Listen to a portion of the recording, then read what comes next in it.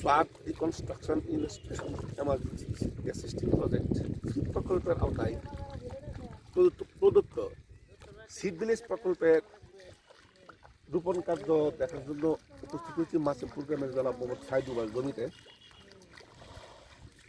রোপণ কাজ চলছে। আমি প্রদর্শনী শেষের সাথে কিছু কথা বলবো। আমার প্রদর্শনী ব্লক সাইদু ভাই।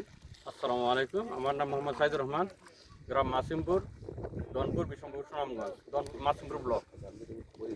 আচ্ছা, আপনার এটা কি প্রদর্শনী? হ্যাঁ, প্রদর্শনী প্লট 15 বিঘা জমিনের। 15 বিঘা জমি? 15 বিঘা জমিনের। এটা কিন্তু আপনি এই যে লাইন লোগো, হ্যাঁ লাইন লোগো 10 লাইন পর একটা লোগো রাখতেছি। তো আমরা সার্ভিস কীটনাশক বা ইনডোরের কেল যেটা বলি আর কি, বাতাস দেওয়ার নিষ্কাশন দিতে পারে, সার বীজ দিতে পারে সুযোগ সুবিধা মতন, এটার জন্য আর কি। এটা তো এই যে ধান রইব, ধানটা কি করবেন আপনি? খাই ফেলে ভাই? না, বীজ রাখবো। অফিস থেকে বলছে তো 5 টন মতন রাখার জন্য, আবহাওয়া যদি অনুকূল থাকে আর যদি আল্লাহর সহায় থাকে তাহলে তা অবশ্যই 5 টন, আশা করে 5 টনের মতন বীজ রাখবো।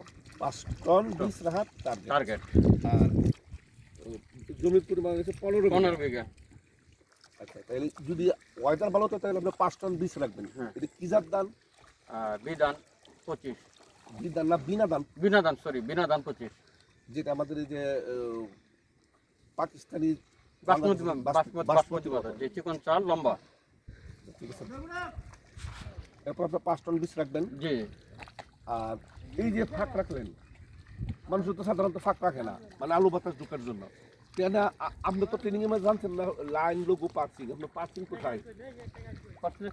10 কিলো পর মানে এই যে পার্সিং ফুটা ফুটা এটা এখন আছে, আজকে রোপণ করতেছি, 5-7 দিন পরে এটা আবার সিস্টেম করে লোগো দিয়ে দিব। আপনি 2-4 দিন পরে এটা লোগো কাটবো, লোগো এই যে পার্সিং গুলো আর দেবো আর কি। আচ্ছা, পার্সিং ডাললে কি আপনার লাভটা কি?